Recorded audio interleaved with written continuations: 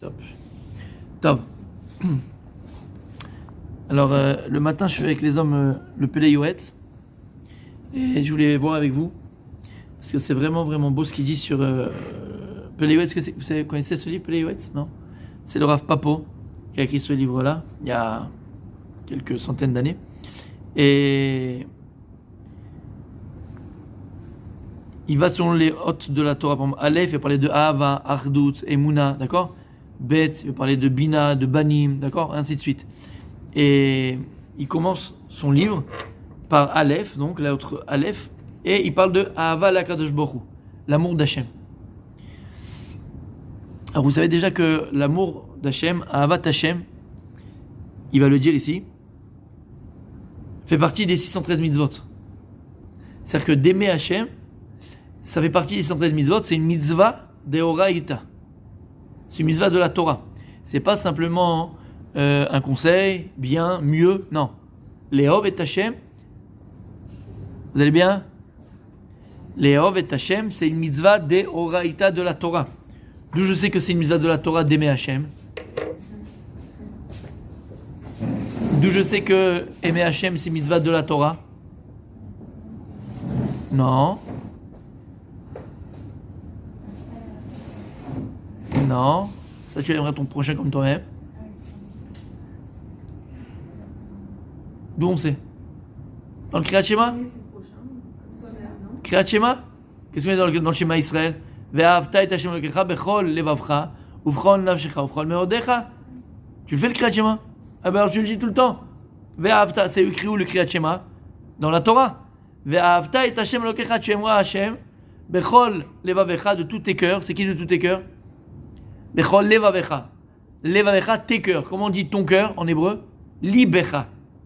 Levavecha, tous tes cœurs. Libecha, ton cœur. Mais il n'y a pas écrit tu aimeras Hachem de tout ton cœur.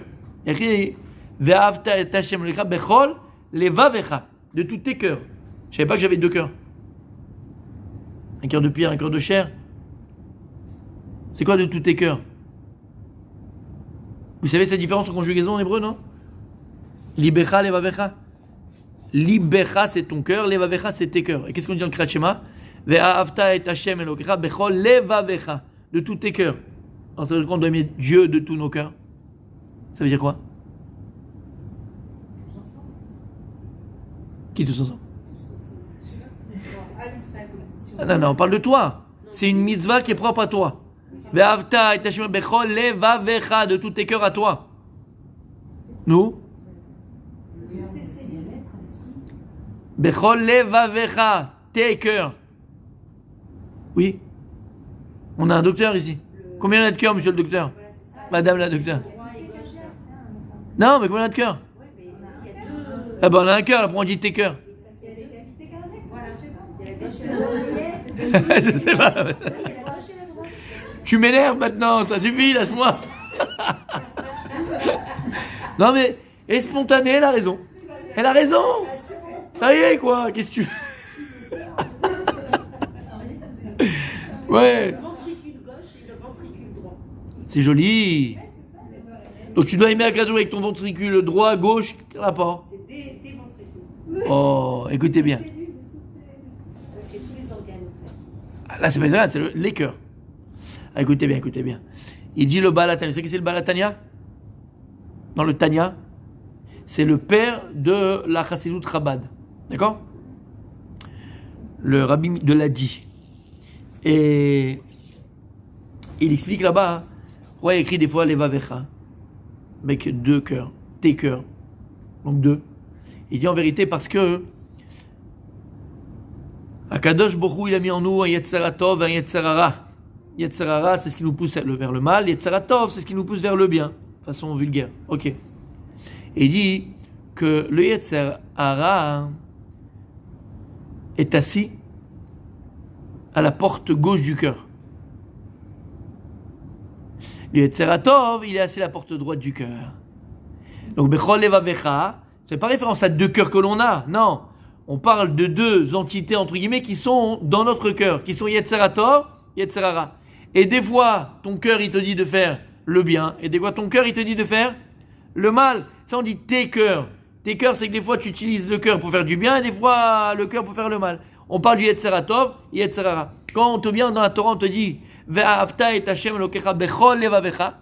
Tu aimeras Kadosh Baruch Hu, ton Dieu, donc. Bechol levavecha, de tous tes cœurs.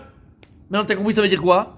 Tu dois aimer Kadosh Baruch Hu avec ton Yetzer Tov, avec ton Yetzer Hara. Et là, Kol HaKavod, la rabbinite, elle a une question extraordinaire. Et je dis à sa place. Ça veut dire quoi? Hein? Je peux comprendre que je dois aimer Kadosh Baruch Hu avec mon Yetzer Tov. Je peux comprendre, c'est mon bon genre. Je vais aller faire les mitzvot, je vais aller faire Afrachat Chala, et je vais me couvrir la tête pour allumer les nérodes, je vais faire plein de choses magnifiques, super, Yetzer Tov, faire le bien. Aval. Aimer Dieu même avec mon Yetzer Hara? Moi, jusqu'à présent, qu'est-ce qu'on m'a appris à l'école? C'est qui Yetzer Hara? C'est Lucifer. Avec les deux cornes et la nachon. Faut l'éteindre, faut l'endormir, faut le combattre, faut l'anéantir. Non, c'est pas comme ça que t'as appris à l'école, au catéchisme? Nous? Les Sahara, ils nous aident à devenir meilleurs, quoi. Ils nous aident aussi dans notre midot. On apprend de lui. Ce que vous dites, c'est Emet. S'il n'y avait pas les Yetzirah, on ne pourrait pas grandir, parce que grâce à lui, on grandit. C'est vrai. Mais là, je vais aimer Dieu avec mon Yetzirah. Comme ça, on l'aime Shalem et il n'y a plus de doute en fait. C'est vrai, mais comment je vais aimer Dieu avec mon Yetzirah? Ça veut dire quoi? Tachles, allez, Tachles là maintenant, ça veut dire quoi? Ta fille, elle vient de tes mamans, ça veut dire quoi? Aimer Dieu avec mon Yetzirah? Qu'est-ce que tu réponds? Même dans le mal, il faut aimer Dieu. C'est-à-dire que quand tu pars en vrille complètement, t'es à Dubaï, d'un soir à Mickey Mouse, tu l'aimes aussi, quoi. C'est chaud. Je fais exprès de pousser mes mettre dans les sorties. On a compris. Parce qu'il a créé le Yetzirah aussi. Oui. On va pas l'aimer. C'est quelque chose qui est créé par Dieu. Attends. Rila, on n'a pas à dire d'aimer les Yetzirah ou pas aimer les Yetzirah. On te dit que tu dois aimer Dieu avec ton Yetzirah Tov et avec ton Yetzirah Hara. On ne parle pas d'aimer le Yetzirah Hara. Attention. Ça on dit. Tu vas aimer Dieu avec tes deux cœurs. Tu vas aimer Dieu avec ton Yetzirah Tov et ton Yetzirah Hara. C'est ça que ça veut dire. Comment je vais aimer Dieu avec mon Yetzirah Hara? Peut-être ne pas oublier que même quand on fait des choses qu'on ne devrait pas faire, avoir toujours une petite part. Petite pensée pour celui que je suis en train de, de blasphémer. Peut-être que je fais quelque chose de pas bien, mais j'essaie de m'en rappeler quand même. Écoute papa, tu me dis que je n'ai pas fumé, mais... Attends, viens papa, rapproche-toi. Papa, rapproche-toi, viens. Tu sais, c'est le gosse qui met la fumée sur son père, il dit, mais papa, je t'aime, hein. Papa, je t'aime. Papa, je t'aime. Deux baffes et tu vas au lit, mon gars, tu vas voir si tu m'aimes. Ça s'appelle la chutzpah, ça. Ah, Toujours quelque chose qui nous rapproche de Dieu, même quand ça va mal. Donc, en fait, on a. ça c'est Emet. Que ça aille bien ou que ça aille mal, dans les deux cas, on doit se faire Hachem. C'est vrai. Mais là, c'est pas forcément que ça aille mal. Là, on parle du Ra, a priori. Yetzer Hara. Oui, mais il nous l'a donné. Maintenant, avec nos deux cœurs, on doit aimer Dieu. Il nous l'a donné, on n'a pas décidé de ça. Ça veut dire quoi, Tachles, dans ma vie de tous les jours? Ça veut dire quoi? Je dois aimer Dieu avec mon Yetzer Hara. C'est quelque chose qui me dépasse. Quand on faute, finalement, on va continuer à avancer et à s'aimer. C'est pas. Non, même dans les épreuves. À aimer Dieu. Eh ben, Là, on parle pas de nous, on parle d'Hachem. C'est quand on le combat. Quand le combat. On doit passer notre vie à combattre ce Yetzirah. Donc on revient au catéchisme, mais qui est vrai. Je dois le combattre. Non, mais ce qui est vrai, ça c'est vrai. Ça fait partie aussi d'une théorie. Et c'est vrai, Emet, ce que vous dites, on rigole, mais c'est vrai.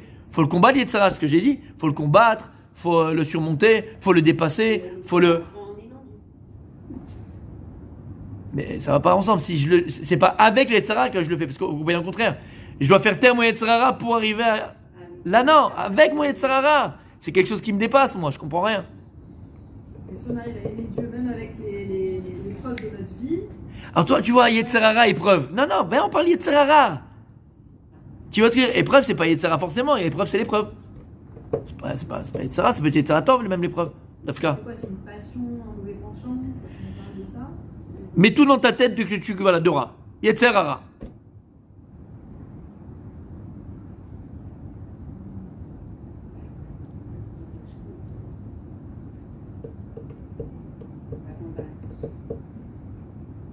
Oui, la question, elle est claire. Ouais, la question, elle est... Ok. Ouais, si même on aime bien avec les Yetzirara, alors c'est. Parce qu'avec le Tsaratov, entre guillemets, je le comprends, c'est facile. Enfin, je comprends des meilleurs que le Tsaratov. Je vais à la synagogue, je vais étudier, je vais prier, je vais faire la tzedaka, je vais aider. Voilà, j'aime Dieu avec mon Tsaratov, ça je comprends. Avec mon Yetzirara, c'est chaud quoi. A priori, c'est l'inverse, c'est le contraire, ça va pas ensemble. Alors, je vous pose une question. Qu'est-ce qui fait que tu manges? Qu'est-ce qui te fait manger? Matériel, matériaux du corps en fait. Donc, qu'est-ce qui te fait manger? Donc, qu'est-ce qui te fait manger? Ton Yetzirara. Bien fait, Meurad. Qu'est-ce qui te fait te marier? À la matérialité et la spiritualité. Qu'est-ce qui fait te marier? Qu'est-ce qui fait que tu te maries? Et sans rentrer après dans les détails, on a compris. Et après le mariage, on va avec notre mari, le mari va avec sa femme. D'accord? Qu'est-ce qui fait? Qu'est-ce qui fait qu'un homme et une femme s'accouplent, vont ensemble, faire des enfants, qu'est-ce qui fait? Un homme marié, une femme mariée, qu'est-ce qui fait?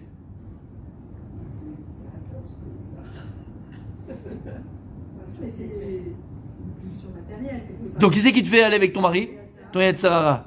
T'entends? Tout. Pardon? Tout ce que tu fais au niveau de la matière, tout. Ton moteur, c'est ça. Et sachez une chose, tout ce qui fait que tu te lèves le matin, que tu marches, que tu veux vivre ta vie matérielle telle qu'on la connaît, c'est pas ton Yetzaratov, c'est ton Yetzirara. Lama. Yetzaratov, lui, c'est un Neshama. La Neshama, elle, il y a écrit que Ner Hashem Nishmat Adam. Ner Hashem Nishmat Adam. La bougie de Dieu, c'est l'âme de l'homme. L'âme humaine, c'est la bougie d'Hachem. C'est pour ça, petite parenthèse dans ce qu'on dit, c'est pour ça que nous les juifs, même si on a pris les coutumes des non-juifs, on a l'habitude d'un anniversaire de ne pas allumer de bougies. On fait les comment on appelle ça là, les zikoukim, ce que tu veux, les trucs qui sont tout seuls, qui s'éteignent tout seuls. Mais on met pas de bougie. Lama, parce que dans la bougie, la flamme, elle a c'est une notion spirituelle très forte. C'est la représentation de l'âme sur terre. La flamme, le feu, c'est l'âme. C'est pourquoi on allume des bougies quand on va sur un kever d'un tzaddik, ou pour les unishmat, un grand-père, une grand-mère, ou n'importe qui. Pourquoi on allume des bougies? Lama, Omer Azohar, que lorsque ici-bas tu viens, tu prends une bougie, et tu vas allumer, et tu dis Leilou Nishmat, Rabbi Mirba Alanes, Leilou Nishmat, mon grand-père un tel, et tu l'allumes, d'accord? Quand tu allumes ici la bougie sur terre, ça allume la Neshama là-haut. Et la Neshama là-haut, elle a un profit de ce que tu fais sur terre. T'entends ce qu'on dit? Donc lorsque tu allumes des bougies pour l'anniversaire d'un tel, si tu souffles ces bougies, qu'est-ce que tu fais? Tu lui souffles sur l'énergie de vie qu'il a. Donc on n'allume pas de bougies pendant... On a l'habitude de ne pas mettre de bougies sur un gâteau d'anniversaire, mais de mettre des trucs qui s'allument, qui s'éteignent tout seuls. D'accord? Pourquoi je disais ça? Oui, parce qu'elle il a écrit Nishmat Adam Ner Hashem. L'âme d'un homme, avec un grand H, c'est une bougie pour Dieu. Ça veut dire quoi? L'âme, elle est divine. L'âme, elle est divine. Et il dit le Baal Tanya, il dit le Tanya, l'âme, elle, que lorsque tu as une bougie, donc d'où tu sais que le feu, c'est quelque chose de matériel, parce que tu le vois, d'accord? C'est pas palpable, tu ne peux pas attraper du feu. C'est l'intermédiaire de la matière. Mais le feu en lui-même, une flamme, tu ne peux pas l'attraper, on est d'accord? Ok. Et quand tu allumes du feu, qu'est-ce qui fait le feu en général? Oui. Quand tu allumes, qu'est-ce qu'il fait? Il monte, d'accord? Pourquoi il monte? Parce qu'il est spirituel. Omer Amaharal de Prague, plus les choses elles sont élevées, plus les choses sont attirées vers le haut, plus ces choses-là, tu dois savoir qu'elles sont spirituelles. C'est pour ça, par exemple, que dans toute la création animale que Dieu il a créée, d'accord? Que ce soit les poissons, que ce soit les mammifères, tous les, d'accord? La création la plus spirituelle, ce sont les oiseaux. Pourquoi les oiseaux? Parce qu'ils sont le moins amenés à étudier. Plus c'est à même le sol, à même la terre, plus la chose elle est matérielle et entre guillemets impure. C'est ça qu'on ne peut pas manger par exemple les shratzim, tous les animaux rampants. C'est que même chez toi, dans l'homme, dans le corps humain, qu'est-ce qu'il y a de plus grand, qu'est-ce qu'il y a de plus beau, qu'est-ce qu'il y a de plus élevé dans le corps de l'homme? La tête. C'est pour ça que dans le Shulchan Aruch, tu l'as fait déjà. Qu'est-ce qu'il y a écrit là-bas dans le Shulchan Aruch? Lorsque tu vas, la Torah elle est dans le plus petit détail de ta vie. Quand tu vas dans ta douche, par quoi tu vas commencer à laver d'abord? Ta tête. Pourquoi la tête? Parce que la Torah elle donne d'abord priorité, elle donne kavod à le plus important. Le plus important toi c'est quoi? C'est la tête. D'abord on douche la tête. Maintenant, qu'est-ce qu'il y a de plus tamé, entre guillemets? C'est même pas tamé. Il y a une seule chose dans l'homme qui n'est pas Mikael Touma. Si maintenant une personne avec sa main elle touche un cadavre, elle vient de tamé à Nachon. Mais il y a un endroit dans le corps qui n'est pas Mikael Touma. Pourquoi? Parce qu'il est déjà tamé au maximum. On ne peut pas le rendre plus tamé. L'homme est Mikael Touma. la plante des pieds. Pourquoi la plante des pieds? Parce qu'elle a même le sol. Donc plus c'est à même le sol, plus c'est proche du sol, plus la chose elle est matérielle et donc il y a une certaine touma. Plus la chose elle est élevée, en haut, il dit le Maharal de Prague, plus la chose est spirituelle. Le feu c'est pareil. Le feu, la flamme elle va toujours vers le haut. Et de la même manière il dit le Balatania que la flamme elle va vers le Olam parce qu'elle est spirituelle. Alors la Neshama d'une personne, elle est attirée par quoi? Par le haut. Et elle désire qu'une seule chose, la Neshama. Quoi? Retourner à sa source. Parce que quand la Neshama est dans le corps de l'homme, avec un grand H, comme on a dit, le corps humain, la Neshama elle est emprisonnée. Puisque la Neshama c'est Chelek Elokim Imal, c'est une parcelle divine. Et le divin il est infini. Lorsque la Neshama va habiter l'homme, la personne, l'humain, la Neshama elle est emprisonnée dans le corps. Elle ne peut plus voir d'un bout à l'autre du monde. Elle est limitée. C'est clair? C'est vrai qu'on dit, vous savez que le rabbi de Lubavitch, quand il faisait les Farbigen comme ça, avec tous ses chassidim, très souvent il attrapait la table. Et il voyait qu'il attrape. Une fois ils sont venus lui demander, « Rabbi, pourquoi tu attrapes la table quand tu chantes Il a dit, pour ne pas que ma neshama me quitte. Il était arrivé tellement en transe, d'accord, une situation de transe, où la neshama elle était capable de retourner à sa source. Il était tellement en transe, tellement proche d'Hachem que la neshama, comme la mort des enfants de Aaron à Cohen, Nadav et Avihu. Qu'est-ce qu'il y a écrit là-bas? Ils ont envoyé un Esh Zara. Il dit là, Chaim Akadosh, je ne crois pas une seconde qu'ils ont fauté parce qu'ils sont rentrés sans permission. C'est pas ça du tout. C'est qu'ils sont arrivés à un tel niveau d'ahava, de dvekut, de rapprochement avec Akadosh Baruch, qu'ils ne pouvaient plus rester dans un corps. L'âme, elle a retourné à sa source. Donc l'âme qui est Yetzeratov, qu'est-ce qu'elle veut? Qu'est-ce qu'il cherche? Qu'est-ce qu'elle veut? Que le spirituel. Non mais que le spirituel. Plus tu lui donnes de spirituel, plus elle est heureuse, plus elle est contente. Moins tu lui donnes de matière, plus elle est heureuse. T'entends ce que je dis? Donc qu'est-ce qu'il fait? Nous on n'est pas qu'une âme, on est fait d'une âme et d'un corps, parce qu'on est appelé Adam, Aleph Dam, d'accord? Donc qu'est-ce qui fait que tu t'occupes de ton corps? Qu'est-ce qui fait que tu vas même donner à manger à ton corps? Qu'est-ce qui fait que tu vas donner du plaisir à ton corps? C'est l'Yetzerara. Attention. Ve'avta et Hashem lokecha bechol levavecha. Ça c'est un juif. Ça c'est une juive. Comment on a dit bechol levavecha? Avec ton Yetzeratov, c'est facile, c'est l'âme. Et aussi avec ton Yetzer. Comment je vais faire? Le Yetzerara, dit le Baal Shem Tov, c'est le moteur de notre existence matérielle. Tu te lèves le matin, tu manges, tu vas, tu fais ta douche, tu prends, tu machin, c'est ton Yetzerara. Aval, celle qui était la Shabbat, vous dites, non, vous n'êtes pas là au cours Shabbat. C'est ce qu'on a dit. Bechol derachecha da'eu. Et dit Shulchan Aruch, dans tous tes chemins, connais Dieu. Dans tous les chemins, connais Dieu. Il dit comme ça le Shlomo HaMelech. Il dit Shulchan Aruch, ça veut quoi Bechol derachecha da'eu? Il dit, lorsque tu bois, lorsque tu manges, lorsque tu t'accouples avec ta femme, avec ton mari, lorsque tu vas travailler, lorsqu'elle est dans ta douche, tout ce que tu vas faire de matériel, même dans ces moments-là, tu dois connaître Dieu. Et ces moments-là, c'est quoi? C'est Yetzerara. C'est lui qui te fait faire. Même dans ces moments-là, tu dois connaître Dieu. C'est-à-dire qu'il n'y a pas un moment dans notre existence où on doit pas être attaché à Kadosh Baruch Hu. On est fait d'un corps, on est fait d'une âme. Lorsque maintenant tu vas utiliser ton moteur, ce feu qui est en toi, qui s'appelle quoi par exemple? Le désir d'aller avec son mari, là c'est une mitzvah. Désir avec sa femme, c'est une mitzvah. Là qu'est-ce que tu fais? Ve'avta et Hashem lecha bechol levavecha. Parce que tu vas même utiliser le Yetzerara pour servir à Kadosh Baruch Hu, tu as une mitzvah à accomplir. Lorsque tu vas maintenant Shabbat, tu as une mitzvah de quoi Shabbat? L'it'aneg, de se délecter Shabbat. On a une mitzvah de se délecter pendant Shabbat. Magnifique. Mitzvah de se délecter pendant Shabbat. Maintenant, qu'est-ce qui fait que tu manges et que tu remanges et que tu surmanges? Qu'est-ce qui fait? Ton Yetzerara, c'est pas l'âme. Maintenant, lorsque toi, tu vas être assez intelligent ou intelligente pour utiliser ton Yetzerara pour la mitzvah, et tu vas manger l'irvot Shabbat Kodesh, et tu vas te délecter pendant Shabbat Kodesh. Grâce à ton Yetzerara, tu vas utiliser ton Yetzerara pour arriver à quoi? À Avat Hashem, à aimer Hashem. C'est ça qui est extraordinaire. C'est la première chose que quand je m'occupe de Khatanim pour avant les mariages. Avant les mariages, il y a des halachot ou la... Et quand on m'avait formé à préparer des Khatanim, je me rappellerai toujours, et ça c'est la chose la plus importante qu'on m'avait dit.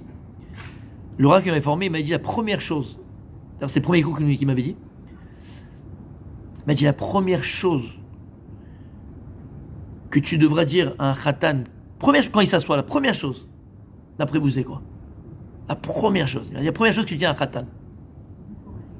Comment? Bonne chance? Répète après moi. Id gadal, vid kadash, me rabba. Répète après moi. Il y a beaucoup de choses qui nous passent par l'esprit, il vaut mieux que... Je le dis. La première chose, il m'a dit que tu lui diras, c'est que dans la Torah, tout est permis. Parce que quand on se marie, on a peur, c'est la Torah, je peux pas faire ça, je fais ça, machin, ça va être un peu archi-coublide, machin, moi, lui, il se croyait, le grand 8. Bon, c'est ni le 8 ni le grand, d'accord? Pas du tout. Première chose que tu vas lui dire, tout est permis dans la Torah. Seulement, elle te dit, comment? C'est tout. Tu comprends ce que ça veut dire? Et c'est ça, on n'a pas le droit de... Alors, ce que vous avez dit tout à l'heure, et c'est ça la force. C'est vrai d'un côté, parce que je vois, il y a une vraie question à l'Arbanite, une vraie question. Et je vais répondre à cette question que vous avez parlé tout à l'heure. Qu'est-ce qu'elle a dit tout à l'heure, Arbanite? Non, parce que vous avez dit ça tout à l'heure, je crois que c'est vous. Qu'est-ce qu'elle a dit, Arbanite? Elle a dit, c'est quoi en vérité? Il faut le surmonter son Yetzara, combattre son Yetzara, faut endormir son Yetzara, d'accord? Parce que les Yetzara, vous l'avez dit tout à l'heure, c'est les pulsions, c'est les passions. Si je me laisse aller à mes pulsions, mes passions, je peux arriver très loin à Shemishmo. Oui ou non? Donc d'un côté, il faut faire taire son Yetzara. D'accord? Il faut aliéner son Yetzara, faut anéantir son Yetzara, faut endormir son Yetzara. Oui? Alors si je l'endors, à ce moment-là, ça ne marche pas avec ce que je viens de dire tout à l'heure. C'est vrai, il y a deux choses. Il y a deux niveaux. Il y a le premier niveau où je sais que je suis en danger parce que mon Yetzara il est très fort par rapport à cette avéra-là, d'accord? Quelle qu'elle soit. Et l'avéra, en général, est tout le temps liée à la matière. Par exemple, ça va dépendre, ça fait 20 ans que je mange dans ce restaurant-là, il faut un truc de fou et je mange, il n'est pas cachère, mais tu comprends ce que je veux te dire? C'est un Yetzara. Il faut le combattre, il faut se mettre des barrières. Tu veux pas les flirter avec les Yetzara? Non, je vais servir Dieu dans mon cochon. Ravi, ça peut pas, ça va pas ensemble. Mais si tu restes à ce stade-là, tu ne pourras pas dire parce que Bechol et Vavecha, c'est qu'en vérité, il dit Rav Dessler, obligé, il dit, c'est que tu dois arriver à servir à Kadosh Brou avec ton Yetzera Tov et ton Yetzera Ra. Et comment? La force est à Yetzera Ra, les Tov. C'est quoi? Changer, transformer son Yetzera Ra en Tov, c'est pas qu'il devient Yetzera Tov, c'est que tu vas utiliser ton Yetzera Ra pour le Tov. Et c'est quoi le Tov? C'est tout ce qu'Akadosh Baruch Hu il te dit d'utiliser dans la matière pour le servir. Si toute la semaine tu vas te faire des restos et des machins et tu vas te gaver, tu vas te goinfrer, tu vas machin, ça c'est etc. Passion, pulsion, appel du corps. Mais lorsqu'il y a lieu de se délecter, par exemple, vous êtes invité à une Brit Mila, d'accord? Bezrat Hashem. Et vous êtes à Seouda. Ça s'appelle à Seouda, Seoudat, mitzvah. Tu as une mitzvah de manger à Seouda. Donc là tu dois et te délecter, kiffer. Un mariage. J'ai une anecdote, une autre anecdote. Quand j'étais donc un peu plus jeune, j'ai étudié à l'Yeshivat Mir. D'accord? On a été avec les hommes. Et vos maris étaient là? Ah oui. Et ton mari? Oui, bien sûr, votre mari, il a fait. Et donc on est parti à l'Yeshivat Mir. Et donc on a vu le Rav Ezrachi, entre autres, il vous a dit, magnifique. Vous avez vu les photos, non? On a envoyé les photos, je crois, dans le groupe. Voilà, vu le Rav Yitzhak Ezrachi, c'est un Eraï Shishivot. Et donc, une fois, il était au mariage d'une de mes cousines. Et quand il est arrivé ça, moi, je me suis j'ai tué Mir, donc j'ai tué avec lui. J'étais à côté de lui. Et on parlait comme ça, je lui posais des questions. Et c'était vers les desserts. Et à un moment donné, il y a le type qui arrive comme ça, donc il a amené les desserts, c'était des petites glaces en forme de cœur, très mignon. Il a donné comme ça. Tout ça, moi, il est venu, et j'ai dit non, je veux pas. Et là, il a arrêté, il a dit je lui donne. Bon, je donne, c'est pour la glace. Il a mis la glace, il m'a dit, tu dois manger. J'ai dit, bon, bah, il m'a dit, tu dois manger. Il m'a dit, c'est une mitzvah de manger. C'est une mitzvah, tu dois manger la glace. Mais alors, si on était ensemble, Amir, à la sortie de la yeshiva, et je lui pose une question, il m'aurait invité à manger une glace? Non! Pourquoi? C'était pas le, ça c'est Yetzerara. Mais là, tu es dans une Seudat mitzvah, la mitzvah, elle va t'aider. La mitzvah, tu dois utiliser ton Yetzerara dans le bien. T'as compris ce que ça veut dire?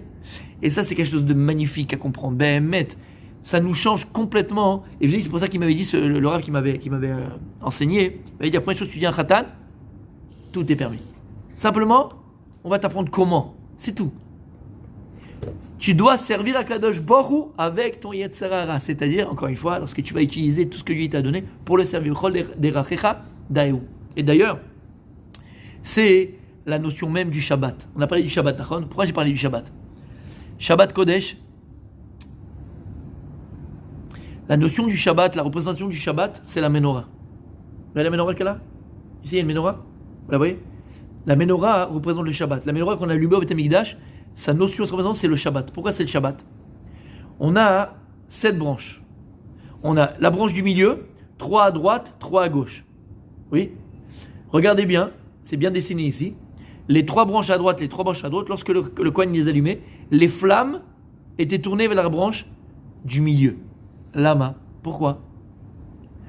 Omer à Harizal, il nous dévoile le Harizal quelque chose d'extraordinaire. Shabbat Kodesh, nous comment on voit une semaine? On voit une semaine de Yom Rishon à Yom Shabbat, d'accord? Et la semaine passe comme ça, 7 jours passent, de dimanche à samedi, d'accord? Comme ça tu vois la semaine. Il dit le Harizal, non, la semaine elle ressemble à la menorah. C'est-à-dire, c'est pas Shabbat vient à la fin. Shabbat il est au milieu de la semaine. On a 3 jours avant et 3 jours après. Omer Azohar, il y a 3 jours qui viennent avant et 3 jours qui viennent après. Et les 3 jours d'avant, 3 jours d'après, comme les branches de la menorah, les flammes sont tournées vers le Shabbat.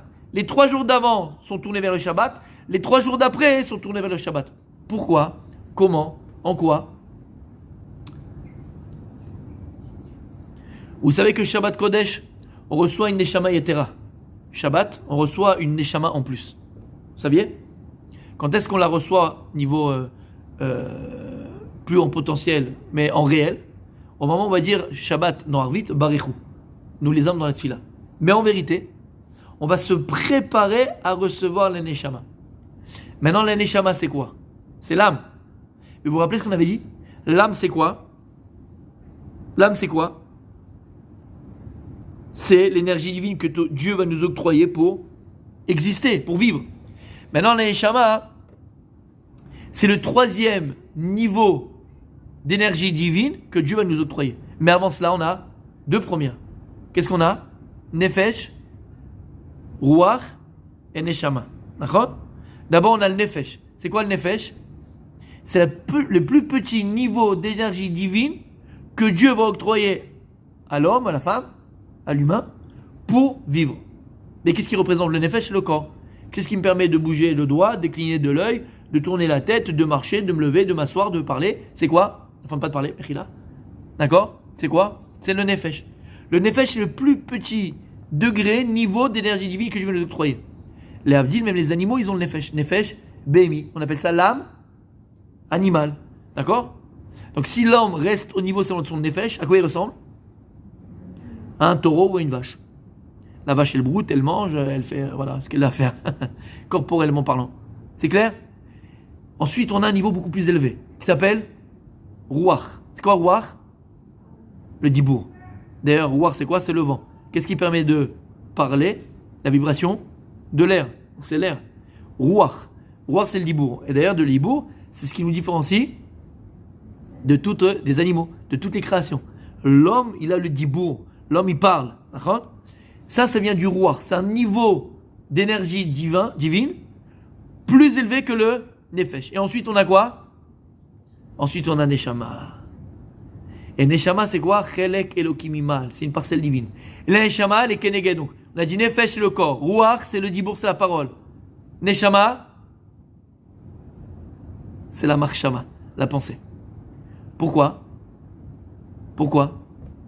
Parce que, vu qu'on est fait de matière, donc on est limité, on ne peut pas se trouver au même moment à 2 endroits différents.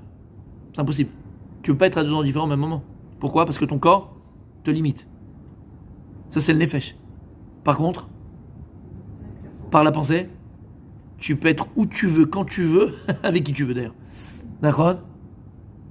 Ouais, par la pensée. Et d'ailleurs, c'est ce qu'il dit le Baal Shem Tov. Il dit que l'homme est là où ses pensées sont. Ça veut dire que tu peux être là assis devant moi, mais si tu penses à ta mlochia de demain ou la pkeila que tu as fait pendant le Shabbat, c'est-à-dire que ton corps il est là, la viande elle est là, mais l'esprit il est ailleurs. C'est l'esprit, c'est la marshava. D'accord? C'est comme si des fois ton mari t'a invité au restaurant, il t'a fait un kiff parce que ça fait longtemps que vous n'êtes pas restés ensemble et tout ce que tu veux, et tu te plains un peu qu'il n'est pas là, pas présent et tout. Il t'a fait la totale, le meilleur restaurant que tu kiffes, la totale il t'a fait. Et après la soirée, tu lui fais la tête. Et lui, il comprend pas le pauvre. Je lui ai fait le truc, je lui ai acheté des petits cadeaux, je lui ai acheté, comme à Paris, vous vous rappelez à Paris, quand il passait avec le jasmin, là, les... Vous vous rappelez? Je l'ai tout fait, je lui ai fait la totale. Et encore, tu fais la tête. Pourquoi? Qu'est-ce que vous lui reprochez? Qu'est-ce que vous reprochez? C'est super, tu m'as amené au restaurant, on était heureux, mais t'étais pas là, Moi, ce que je veux, c'est que tu sois là, avec moi, tu m'écoutes, tu sois présent. Qu'est-ce qui fait que tu représentes c'est ton esprit, ta marchava. Donc la marchava, d'accord, c'est Keligane Neshama. Tu peux maintenant fermer les yeux, faites l'expérience, ferme les yeux maintenant, et tu peux te retrouver, je sais pas, vous allez en vacances quand vous étiez petite, mais à Cannes, en train de marcher les marches de l'escalier de l'immeuble de ta grand-mère quand t'allais. Tu peux le faire. Comment? Par la marchava. La marchava, elle est illimitée, elle est infinie. Oui ou non? Il a fait. Donc, avant d'arriver à la Neshama, on a 3 couches. Tu ne peux pas arriver directement à la Neshama. On a Nefesh, Ruach, Neshama. Donc, on a 3 jours d'avant, les 3 premières branches qui viennent avant Shabbat, qui sont Revi'i, Chamishi, Shishi. Revi'i, mercredi, tu dois penser à recevoir la Tosefet le plus de Nefesh de Shabbat. Jeudi, Chamishi, tu dois penser à recevoir la Tosefet de Ruach de Shabbat. Et Shishi, tu dois te préparer à recevoir la Neshama Yetera de Shabbat. Et Shabbat, qu'est-ce que tu reçois? La Neshama Bepoal, là, elle est en marche. Maintenant, pourquoi tu la reçois Shabbat? On a beaucoup de matérialité aussi. Neshama. C'est les deux. Neshama, c'est quoi Neshama? Chelek Elokim Mal, c'est parcelle divine. Pourquoi la Neshama? Qu'est-ce que tu dis? Pourquoi tu as la Neshama en plus Shabbat? Pourquoi Dieu nous donne Neshama en plus Shabbat? Comment? Parce que justement, pour faire contrepoids. Avec qui? La matérialité, puisqu'on mange beaucoup. Ah, On a double matérialité. alors écoutez, plus, c'est pas pour faire le poids, au contraire. Il dit Rashi, c'est dans Masechet Betsa. Donc, il dit que Shabbat reçoit une Neshama Yetera. Nous, on apprend ça, Masechet Betsa, le Talmud de Betsa. Et là-bas, Rashi, il dit, c'est quoi Neshama Yetera? Il dit à Kadosh, il te donne Neshama en plus, pour que tu puisses manger plus, boire plus, t'éclater plus, entre guillemets, on a compris. D'accord? Non, moi, tu me dis Neshama Yetera. Pourquoi Neshama Yetera? Pour plus étudier, pour plus prier, pour plus. D'accord? Non. Neshama Yetera pour que tu puisses plus te délecter pendant Shabbat. T'entends ce qu'elle veut dire ici?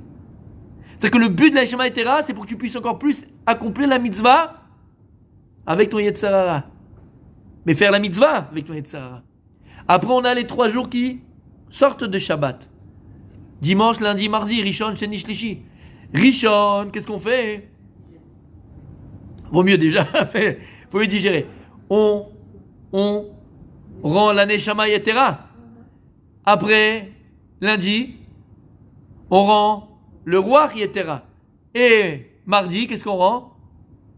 Nefesh Yetera. C'est pour ça que les 3 jours d'avant de la semaine sont collés au Shabbat, et les 3 jours qui viennent après Shabbat, ils sont aussi collés directement avec Shabbat. C'est pour ça que si maintenant, imagine, Motzei Shabbat, t'as pas de jus de raisin, tu vas faire l'Avdallah, y a pas. Qu'est-ce que tu fais? Tout est fermé, y a pas. C'est passé, il est dimanche, qu'est-ce que tu fais? Il est pas là, personne, t'es dans un désert, allez, y a pas. Qu'est-ce que tu fais? Comment? Jusqu'à mardi. On peut faire la Havdalah, bon, sans Meoré Haesh, pardon, et sans Bessamim, hein, que le vin. Mais tu peux faire jusqu'à mardi. Pourquoi tu fais jusqu'à mardi? Pourquoi? Parce que c'est encore collé à Shabbat, c'est encore un rapport avec Shabbat.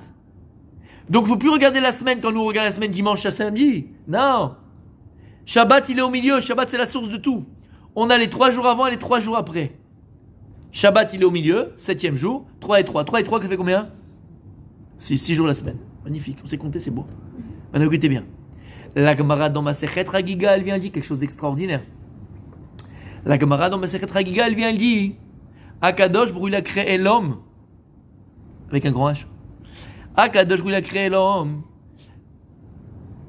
Et lorsque Dieu il a créé l'homme, 3 choses qui le font ressembler, et qui est en parallèle avec les anges célestes, et 3 choses qui sont en parallèle avec les animaux, et qui le font ressembler à un animal. Les 3 choses qui nous font ressembler aux anges célestes, c'est quoi? Yeshlo Da'at, comment Malacha Sharet. Le dit Gemara, on a une conscience, comme les anges célestes. C'est quoi la conscience? C'est pas la science du... Parce qu'il y en a qui sont spécialisés de ça. C'est quoi la conscience? Conscience du bien et du mal. C'est quoi la conscience? Savoir où on est. Hein? Savoir que l'on est. Il a fait. C'est la science de l'intérieur. Il a fait. Ok, j'accepte, il a fait. Magnifique. La conscience, telle qu'on le définit, d'accord? Telle qu'on la définit, c'est le rapport que l'on va avoir entre ce que l'on est et ce que l'on vit. À partir du moment où j'arrive à faire le rapport, le vrai lien, le vrai kécher, le vrai lien entre ce que je suis et ce que je vis, c'est que j'ai une conscience. Je donne un exemple. Tu prends un enfant, d'accord? Un enfant. Et tu lui voles sa voiture majorette. Comment est-ce qu'il réagit? Hein? Il pleure, il hurle, sa vie elle est finie. Il a une conscience? Non. Pourquoi? Parce que sa réaction n'est pas proportionnée à ce qu'il vit. Exactement. Ça, c'est le type qui vole les bonbons à la synagogue aux enfants. Tu es sur Kikoubleed. Dans toutes les synagogues, il y en a un comme ça. Pareil. Mais pourquoi le gosse il pleure, tu vois son bonbon? Quel rapport? On dirait que c'est son monde à lui. Parce qu'il n'a pas de conscience. C'est pour ça que dans la Torah, un enfant ne peut pas acquérir, ne peut pas être connu. Un enfant ne peut pas acheter. Un enfant ne peut pas vendre. Pourquoi un enfant ne peut pas vendre? Pourquoi un enfant n'est pas capable des mitzvot jusqu'à qu'il ait 13 ans? Pourquoi? Il ne peut pas non plus, comment on appelle ça, acquitter les autres. Lama, pourquoi? Parce qu'en fait, il n'a pas de conscience. Pour pouvoir vendre ou bien acheter, il faut qu'il y ait une conscience qui vend ou qui achète. L'enfant, sa réaction elle est disproportionnée. Maintenant, on a parlé de l'enfant, d'accord? Maintenant, si on a compris que la conscience, c'est quoi? C'est le véritable lien que j'arrive à faire entre ce que je suis et ce que je vis. Comment est-ce que tu peux savoir si toi, tu as la conscience? Qui peut me dire que BMH, j'ai une conscience? Ben, c'est très facile. Regarde la réaction que tu vas avoir dans une situation donnée. Si la réaction que tu as, elle est proportionnelle à ce que tu vis, c'est que tu as une conscience. C'est pour ça qu'il y a un seul moment où la Torah, elle te dit, entre guillemets, tout est permis. Je veux dire que plus rien n'existe autour de toi. Pour l'instant, chez l'Oneda, c'est quand on a perdu un proche. Quand quelqu'un, on appelle ça onen. Quelqu'un qui est onen, c'est qu'une personne on n'a pas encore enterré son mort. Cette personne, elle est ptoura de tfilin, de kriyat shema, de toutes les mitzvot chez Batora. Toutes les mitzvot chez Batora. Lama. Pourquoi quand il a fait ça? Parce qu'il n'a pas de conscience. Ou l'homme est sougal. Il est tellement perturbé par ce qui vient de lui arriver, chas v'shalom, cette personne-là, il n'a pas de conscience. Donc il ne peut pas faire le lien entre ce qu'il est et ce qu'il vit. Ou loyachol, ou peut pas. La conscience, c'est ce lien-là que j'arrive à faire entre ce que je suis et ce que je vis. Ou loyachol. Il a perdu la tête. Ça fait perdre la tête à Shemishmor, une personne qui perd quelqu'un de proche. Donc il a perdu sa conscience. Donc comment est-ce que je vais savoir, moi, si j'ai une conscience? Ben, regarde la réaction que tu as dans une situation donnée. Encore une fois. Si la réaction elle est proportionnelle à ce que je vis, c'est que j'ai une conscience. C'est clair? Oui? Bon, c'est pas le cours d'aujourd'hui, mais juste en passant pour savoir c'est quoi la conscience. Et savoir que voilà, d'accord? La conscience, c'est ce qui fait que je sais que j'existe et je sais que les choses à l'extérieur de moi existent.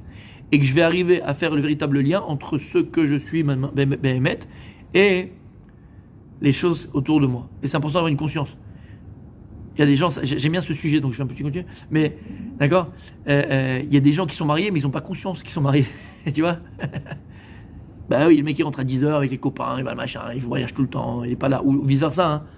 Elle rentre, elle va dormir, elle n'est pas là, elle ne s'occupe pas de son mari. Bon, t'as pas pris conscience que t'es marié, quoi. Pourquoi on dit t'as pas conscience? Encore une fois, t'as pas fait le lien entre ce que tu es et ce que tu vis. Voilà. Tu vois encore que tu vis toute seule. Il y a des mamans ou des papas, ils n'ont pas conscience qu'ils sont parents. Ah ouais, fils. Des fois, je dis des trucs, des gens, tu sais, les yeux qui s'éclairent comme ça, on dirait que j'ai dit un truc, waouh, ça sort de. Non, ça dit que c'est normal, t'as fait des gosses, c'est pas simplement pour le plaisir de les avoir fait, quoi. Je veux dire, il faut s'occuper après d'eux.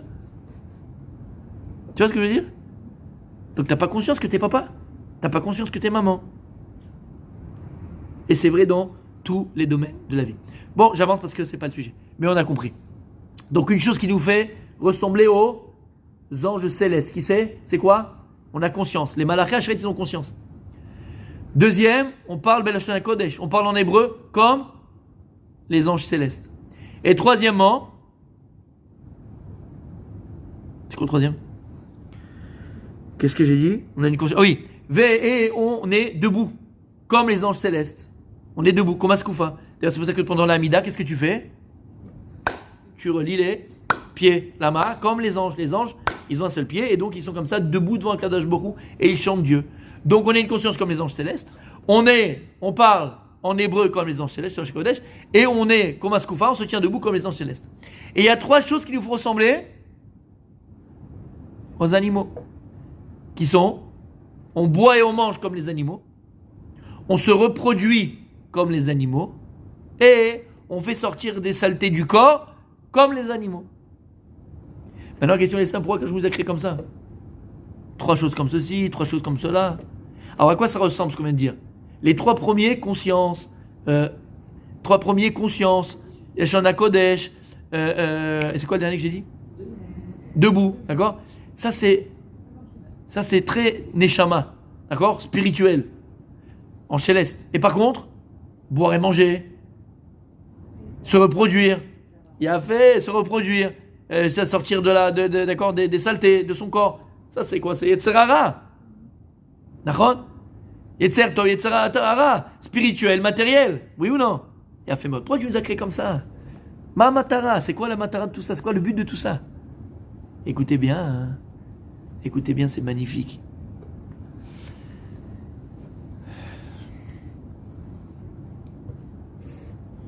On a dit que la menorah, c'est la notion de Shabbat. Shabbat, il est au milieu, 3 jours avant, 3 jours après. 6. Shabbat Kodesh, on a une mitzvah, Neshama Yetera. Cette Neshama, en plus que Dieu va nous donner, la briout. Elle est là pour qu'on puisse manger, la briout, Tarish. Pour qu'on puisse manger, boire, nachon, kiffer, besimcha avec le corps. Avec le corps. Neshama Yetera. Lama. Shabbat Kodesh, c'est cette notion qu'on a parlé depuis 3 quarts d'heure. Cette notion d'être capable. Ve'ahavta et Hashem Elokecha bechol levavecha. Tu aimeras Kadosh Baruch Hu, et donc pour aimer Dieu, tu vas servir à Kadosh Baruch Hu, tu vas aimer Dieu avec tes 2 le cœur, avec ton Yetzera Tov et ton Yetzera Ra. Le but du juif, voilà pourquoi Dieu t'a créé. Pas pour être un curé ou être une sœur Teresa, mère Teresa, une bonne sœur dans un monastère. Chas v'shalom. Dieu veut pas que tu sois un curé. Chas v'shalom. Akadosh Baruch Hu, il veut que tu sois un ben Adam. Akadosh Baruch Hu, il veut que tu le serves avec ton Yetzera Tov et ton Yetzera Ra. C'est lui qui t'a créé comme ça. Il t'a créé avec 2 entités qui a priori sont complètement contraires. L'âme et le corps, le spirituel et le matériel. Pas du tout. Ils sont complémentaires. Ne crois pas qu'ils sont contradictoires. Ils sont complémentaires. Tu dois servir Akadosh Baruch Hu avec ton âme et avec ton corps. Quelle est la représentation de ce qu'on vient de dire? Quand est-ce qu'on va être capable, le jour de la semaine, de servir Akadosh Baruch Hu avec notre âme et avec notre corps? Quand? Shabbat. L'Itaneg, il y a une mitzvah, l'Itaneg est à Shabbat. On a une mitzvah de se délecter pendant Shabbat avec des plats raffinés, avec des bonbons raffinés, avec des boissons raffinées, avec... Écoutez bien, c'est une grande mitzvah. C'est une mitzvah, c'est important. Et vous allez voir, on va comprendre encore plus pourquoi c'est important de manger beaucoup Shabbat, de bien manger Shabbat. Mais pas beaucoup dans le sens beaucoup, hein. Pas dans ce sens-là. Dans le sens comment? Oui, pas dans le sens de la quantité. Se délecter, que tu as un kiff au palais. C'est une mitzvah qui fait Shabbat. Ad kedekar, que c'est même très important que l'homme et la femme, le vendredi soir, ils aillent ensemble. Même ça fait partie du Onek Shabbat. Lama. Pourquoi c'est important de manger beaucoup Shabbat, que l'homme et la femme vont ensemble vendredi soir? Lama. Mais c'est le corps, c'est l'Yetzerara. Il faut prohiber ça. Il faut prohiber. Chaz v'shalom. Ve'ahavta et Hashem bechol levavecha, de tous tes cœurs. Si tu arrives à faire ça Shabbat, te délecter pendant Shabbat, kiffer pendant Shabbat, avec le corps, en accomplissant la mitzvah. Là, tu vas accomplir la mitzvah de l'Itaneg. Si tu penses simplement à ton ventre, tu n'as rien fait le Shabbat. Mais si tu penses à accomplir la mitzvah, quand je vais kiffer, c'est une mitzvah que Dieu me donne, de me délecter pendant Shabbat. Si tu arrives, Be'emet, à associer la rouchaniou du Shabbat. Shabbat, c'est aussi un 60e du Olam Haba. C'est pas possible, c'est spirituel. Oui, tu vas arriver pendant Shabbat à associer le spirituel et le matériel Be'emet. Alors, c'est ce que tu vas faire? Qu'est-ce que tu vas faire? Écoutez bien, c'est magnifique, c'est extraordinaire. On est assis, on est assise. Il dit le Bnei Issachar, Shabbat. Vous avez le mot Shabbat dans votre tête? Shin, Bet, Tav. D'accord? Shin, c'est 300. Bet, c'est 2. Tav, c'est combien? 400. Ça fait combien? 702. 702.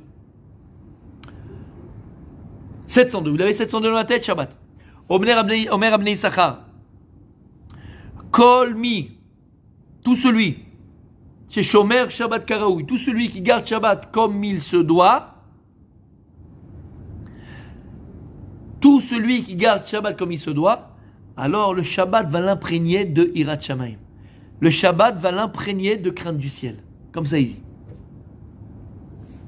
On sait quoi à garder Shabbat Karaoui?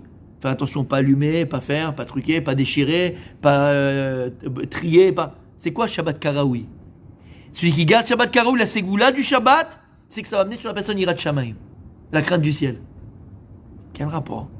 C'est bizarre, non? Quel rapport avec Shabbat, la crainte du ciel? Pourquoi? Écoutez bien comme c'est magnifique. Omer David Amelech. Chone Malach Hashem, c'est le Télim 34. La Meddalet. Chone Malach Hashem, Saviv Lireav. Chone Malach Hashem. Il campe le Malach de Dieu autour de celui qui craint Dieu. Ça veut dire en deux mots, quelqu'un qui a l'Hirat Shamayim, quelqu'un qui a la crainte du ciel, alors il y a un ange protecteur qui se met autour de lui. Chone Malach Hashem, comme ça c'est écrit. Il dit David Amelech. Il campe un ange de Dieu autour de celui qui craint Dieu. Alors qu'est-ce qui va amener la Hirat Shamayim? On a dit c'est quoi? C'est quoi qui amène la Hirat Shamayim? On a dit c'est Shabbat. Tout celui qui garde Shabbat Karaoui, alors il est imprégné de Hirat Shamayim. Vous êtes avec moi? Quand tu prends le mot Shabbat 702 et tu prends quoi? Malach Hashem. Sur celui qui a la crainte du ciel, Dieu va lui donner un ange qui va le protéger.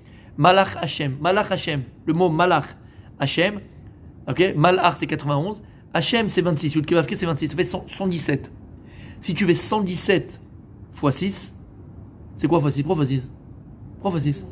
Les 6 jours de la semaine. 6 fois 117, ça fait combien? 702. T'entends ce que ça veut dire? C'est-à-dire que si maintenant toi tu gardes Shabbat Karaoui, c'est quoi Karaoui?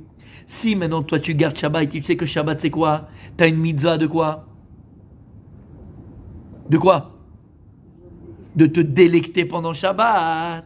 De te délecter pendant Shabbat. Et là que tu as la kavana de le faire. Et tu as accompli la mitzvah de te délecter pendant Shabbat. Et donc tu vas servir à Kadosh Baruch Hu avec ton Yetzer Hatov, avec ton Yetzer Hara pendant Shabbat. C'est ce que tu gagnes. Tu vas être rempli du Hirat Shamayim. Et cette Hirat Shamayim, c'est ce qu'elle t'amène? Qui est un malach. Tu vas toi-même créer un ange céleste qui va être autour de toi et te protéger pendant les 6 jours de la semaine. Pendant les 6 jours de la semaine. Malach Hashem x 6, 702, c'est Shabbat Kodesh. Maintenant, il protège de quoi? Il te protège de quoi? T'as compris de quoi? On a dit, elle a dit la rabbinite. Attention, elle a dit la rabbinite. Attention, la matière, elle peut te happer. La matière, elle peut t'aspirer. La matière, elle peut te mettre très très bas. Si tu laisses un Yetzara te diriger, tu peux tomber très bas. Si tu as gardé Shabbat comme il faut, tu as accompli la mitzvah de Onek Shabbat. T'as compris ce que ça veut dire?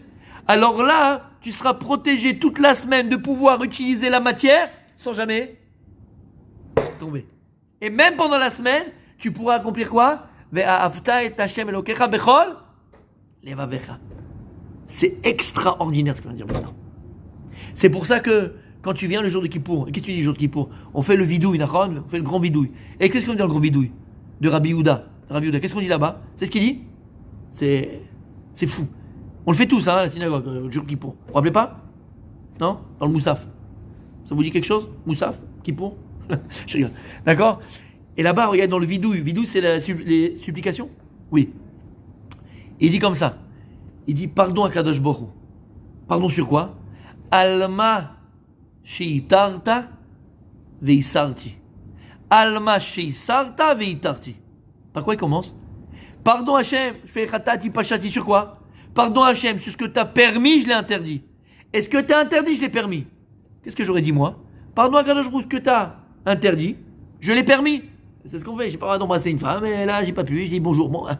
D'accord? Donc, ce que tu as interdit, j'ai permis, pardon. Non, il dit pas, il commence pas comme ça. Qu'est-ce qu'il commence? Pardon Hachem. Pas de problème. Pardon Hachem. Pardon Hachem sur quoi? Pardon Hachem que ce que tu as permis, je l'ai interdit. C'est beaucoup plus grave d'interdire ce qu'Hachem te permet que de permettre ce que Dieu l'interdit. Et tu sais pourquoi? Parce que si toi, tu interdis ce que Dieu te permet, tu arriveras forcément après à permettre ce que Dieu il interdit. Mais si tu sais utiliser ce que Dieu il permet, alors tu n'auras pas besoin de permettre ce que Dieu il interdit. Mais parce que tu t'es permis. Baruch Hashem. T'as entendu? Fallait pas. Écoute bien, c'est magnifique. C'est magnifique. Vous avez compris ce que j'ai dit par rapport à Yom Kippour? Yom Kippour, quand on fait les supplications, vous avez compris? Quand on fait les supplications du Yom Kippour dans le Moussaf, la première chose qu'on demande, on dit quoi? Pardon à Kadosh Baruch Hu sur Alma Shi'itarta Isarti. Est-ce que tu as permis? Excuse-moi Hachem, est-ce que tu as permis? Moi je l'ai interdit. Est-ce que tu as permis? Est-ce que tu as interdit? Moi je l'ai permis. Donc j'ai dit que si tu me demandais à moi, qu'est-ce que j'aurais dit simplement? Ce que tu as interdit, je me suis permis. On fait tous des vérotes, Hachem il a dit faut pas embrasser, comme j'ai dit, la tante, le machin, le bidule chouette. Et on s'est permis des choses, d'accord? On commence pas comme ça. Comment on commence à Yom Kippour? Pardon à Kadosh Baruch Hu sur ce que tu as permis, j'ai interdit. Pourquoi? Pourquoi? T'as compris? T'as compris pourquoi? Parce que c'est beaucoup plus grave d'interdire des choses que Dieu t'a permis que de permettre des choses que Dieu t'a dit. Et tu sais pourquoi? Parce que si toi maintenant, ce que je viens de dire, pourquoi? C'est d'orgueil en fait. C'est plus d'orgueil en fait. Quand on interdit, c'est-à-dire qu'on se sent plus fort que. Souvent, c'est des gens. Ouais, c'est vrai, bien sûr, c'est vrai, très vrai. Premièrement, c'est vrai. Mais deuxièmement, c'est grave. C'est parce que si toi tu interdis ce que Dieu y permet, tu arriveras à permettre ce que Dieu il interdit. Parce que tu t'es interdit ce qu'il a permis. T'as compris? Mais c'est extraordinaire. Et c'est ce qu'on dit là. T'as compris? C'est ce qu'on dit depuis tout à l'heure. Si toi maintenant tu vas t'interdire Shabbat de pas, non Shabbat, non, moi je veux pas. La matière c'est très grave, c'est l'Yetzer Hara, je veux pas. Ma femme le moins possible, mon mari le moins possible, je vais être Kadosh, Kodesh, Kodashim. Espèce d'idiot, va. Tu comprends ce que je dis? Si maintenant toi tu vas interdire ce que Dieu a permis, et qu'est-ce qu'il a permis à Kadosh Baruch Hu? Shabbat, l'Itaneg. Tu dois kiffer le repas, tu dois avoir un kiff dans ton palais. On parle pas de quantité de kiff. Tu dois kiffer la demrou, tu dois kiffer les. Mais les Shem Shamaim, tu vas penser à ça, à accomplir la mitzvah, attention. Si toi tu vas t'interdire ce que Dieu il a permis, à la fin c'est ce que ça va t'amener ma cocotte? Quoi? Tu vas permettre ce qu'il a interdit parce que tu vas exploser. Et ça c'est l'intelligence de la Torah. Faut jamais interdire ce que Dieu permet, jamais. Bien au contraire. C'est ce qui va nous permettre de grandir. C'est ce qui va nous permettre de nous réaliser. C'est ce qui va nous permettre d'arriver au plus grand degré d'Avodat Hashem, de servir Dieu, qui s'appelle Ve'ahavta et Hashem Elokecha bechol levavecha, de servir Dieu avec ces deux Yetzarim, Yetzeratov, Yetzerara. Il dit le Rav Dessler, Avraham Avinu a réussi. Avraham Avinu a réussi, par exemple, tous les patriarches, à transformer, entre guillemets, à utiliser, transformer son Yetzerara pour le tov, pour le bien. Parce que je vais vous dire, vous savez c'est quoi la chose la plus facile? C'est quoi le plus facile? C'est quoi le plus facile? C'est de s'interdire. Entre guillemets, c'est s'interdire. C'est plus facile que je vais te prendre, je vais t'enfermer dans une cage comme un lion ou lionne, d'accord? Déchaîné. Au moins dans la cage, je sais que tu feras de mal à personne. Mais Dieu, il a créé un monde tellement beau, tellement extraordinaire. Dieu ne nous a pas créé un monde tellement beau, tellement extraordinaire pour nous mettre en cage. Bien au contraire. Akadosh Baruch Hu, il a créé un monde tellement beau, tellement extraordinaire pour que tu l'utilises, ce monde-là. Et que tu amènes ce monde à sa perfection. C'est ce qui est écrit dans la Gemara, dans Yerushalmi, dans Brachot. C'est ce qui est écrit. Amar Rabbi Yehuda. Atid Adam titen et adin. Un homme sera amené à rendre des comptes. Al kol ma sheraou enav velo nehena mehem. De tout ce que ses yeux ils ont vu, il n'a pas profité d'eux. C'est ça la Torah, c'est épicurien, c'est l'hellénisme. Allez, on profite. Non, t'as pas compris. L'intelligence, c'est de savoir et de comprendre et de retrouver Dieu dans toute la création. Et si Dieu il t'a mis ça devant toi aujourd'hui, c'est que pour que tu en profites. Mais ça le profite dans quel sens? Pas que tu profites au niveau personnel. Profite dans le sens Yetzerara, niveau matériel, niveau bas. Non. C'est que lorsque maintenant, tu vas toi te délecter, lorsque toi maintenant tu vas être né de ce que Dieu il te propose et que le moyen que Dieu te donne, tu vas être capable de reconnaître le donneur de ce bon et de ce bien. Et donc te rapprocher de lui. C'est pour ça qu'avant de manger, qu'est-ce que tu fais? Les brachot. C'est un jour on vient vous voir et on vous demande qu'est-ce que je dois faire en premier? Quelqu'un qui veut se rapprocher de la Torah, qui est loin, qui est bas, ou même nous-mêmes, on veut se renforcer dans la Torah, d'accord? Quel conseil tu lui donnerais? Qu'est-ce qu'il devrait faire? C'est quel conseil tu lui donnes? Les brachot. Alors tu sais quoi, tu l'apprends. Avant de boire un verre d'eau, fais chaque niveau. Mais lama. Parce que tu vas reconnaître qu'il y a un donneur. Shakol niya bidvaro. Tu vas reconnaître qu'il y a un donneur, tu vas reconnaître qu'il y a un Dieu, tu vas reconnaître qu'il y a un Melech Malchei Amlachim. Et tu vas parler à Hachem, tu parles à Hachem. Boré Peria Etz, Boré Peria Adama. Tu reconnais, tu t'attaches à lui. Tu vois qu'en vérité, tout ce qui nous entoure, c'est qui? C'est Dieu. Ta femme, c'est Dieu. Ton mari, c'est Dieu. Tes enfants, c'est Dieu. Tout c'est Hachem. C'est pour ça, mes amis, écoutez bien. La Menorah, hein, c'est la notion de Shabbat. 3 jours avant, 3 jours après. Le Shabbat au milieu. Parce que si on sait garder Shabbat karaoui, on a l'Irat Shamaim. Si on sait garder Shabbat, l'Eitaneg be Shabbat, comme je dis, on va appeler le corps. Alors automatiquement, on sera protégé les 6 autres jours de la semaine à ne pas tomber. Et bien au contraire. Bien au contraire. Savoir même dans les 6 jours de la semaine utiliser le Tzahara dans la Avodat Hashem. Le'ehov et Hashem. Ve'ahavta et Hashem. Elokecha.